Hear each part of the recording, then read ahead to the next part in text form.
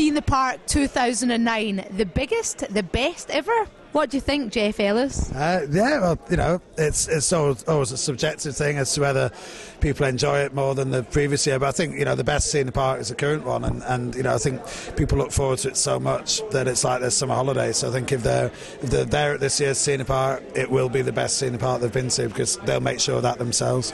Now, what for you are the highlights this year? Because you've got a vast array of people. I mean, your Lily Allens, your Jason Mrazis, right up to your super bands. Yeah, well, I think, you know, I mean, the headliners are obvious ones, and you know, everybody wants to, you know, check out those. For me, I really want to see Elbow. I think they'll be fantastic. You know, great that they've got a Brit on top of the Mercury. It's, you know, longer waited success and well deserved for them. The specials, I think, you know, show me. Oh, well, we know you love the special. So I mean, that'll be fantastic, you know. But you know, it'd be interesting to see Blur after so long. You know, that'll be great. But there's always some gems. I mean, you know, Hockey, you know, one of the smaller acts that we've announced, you know, the Beardy Man in the Slam Tent. You know, there's lots of kind of things to check out, and that's what's great about the festival. I mean, last year we had, you know, bands like White Lies and The Script and the Future stage. This year they're obviously playing on, you know, the main stage and Enemy Radio 1 stage. That's right, done a brilliant year for both of them, actually. You know, absolutely, and hopefully there'll be plenty of those bands in the Future, you know, stage, maybe in the T-Break tent as well, or the BBC Introducing stage. That'll go on to do bigger things in the future. You know, C6 Steve, you know, another, you know, person who's come back with a lot more. I think we should all grow beards. Well, I'm trying anyway, you know, but mine goes a bit too grey. I mean, you know, although Steve's in his 60s, I'm only pushing my 30s, so, you know. Of course. You believe that. So you've got some American acts as well. I mean, your Katy Perry, who else? Oh, we've got Katy Perry, we've got Airborne Toxic Event, we've got Killers, Kings of Leon. I mean, you know, of course. So, you know, and I think, you know, it's great for us, bands like Killers and Kings of Leon who've played kind of low down the bill in previous years and then come back higher, and then, you know, to come back in both headliners, you know. Great year for both of them as well. Totally, and you know, there seems to be no stopping either. You know, they're both very, very big internationally. But you know, for Kings of Leon, it was the UK where they broke, so they've got an affinity with the UK. The Killers, you know, their manager was saying to me, I saw him do in London before Christmas, and said, I hope they're going to confirm. He said, "I'll try stopping them." You know, it's you know, as far as the band are concerned, you know, they've not even asked what they're getting paid. They're confirmed. You know, they really want to play because, you know, the festival means so much to them. And when they first played, they weren't that big, but you know, there's a bit of a buzz around them, and you know, they see it that the festival's played its part in helping them, and the reaction they got from the audience. And Kings of Leon the same. You know, they're very passionate about it, and that's great for the T in the Park audience to hear. Now, you've been part of their ascension.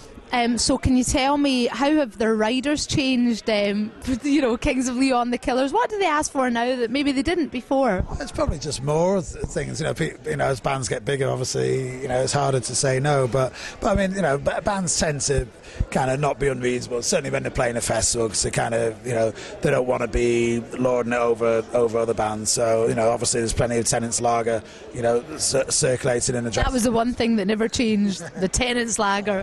But you know, I think that, you know, everybody's, you know, people don't ask for daft things. When Iggy Pop wanted local art when he played before, you know, but again, that's something you don't mind arranging because it's, you know, it's good for the local artist that you get to put in his dressing room. You know, did he take it away with him? No, he left it. But you know, it's not, you know, and he appreciated the fact that somebody actually bothered to, and it's not the easiest thing to hang in a porta cabin as well. So, but you know, I think, you know, yes, people will ask for more stuff, but you tend to find the bigger the band, the more kind of reasonable they get about things as well, and you know, they might say, well, you know, we want this really nice bottle of wine, but you know, they don't ask for 2 cases of it. You know, they you know, because people want to go on.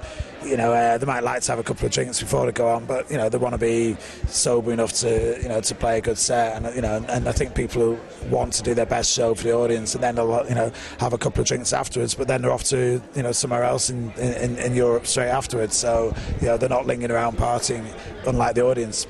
Now, I've heard that you've said about ticket touts, they're going to remain. You're not causing difficulty by making it extra hard to get tickets this year. But I do believe that there's a new website that is designed specifically for ticket touts to put their tickets on, provided they're legal. Is that something that you're cooperating with them on? Well, the Concert Promoters Association have set up a site called officialboxoffice.com, which is kind of in response to the lack of legislation. We felt that there's a need to at least have one secondary site that was kind of run by the industry, so that if tickets are listed up there, there's more chance of them being genuine, because we can check them out, because we'll be, between us, we're promoting kind of 90% of the concerts, and we will insist that people, when a seated ticket's put up, exactly where the seat row and block is, so people can't be duped into buying a back row and paying more thinking they're getting a front row seat. So hopefully it'll result in less kind of fraud happening and less disappointment.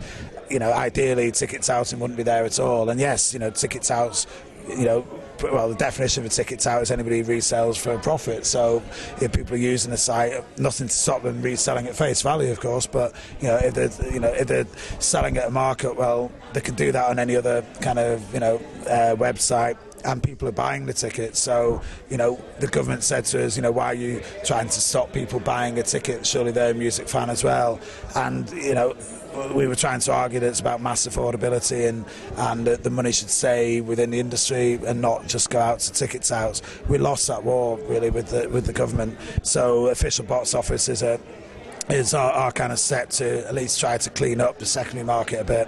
Okay, so we're promised lots of drink, lots of tenants, that is, lots of bands, loads of people, not so much mud, great weather, a great time out, and probably quite good hangovers as well from Tea in the Park 2009.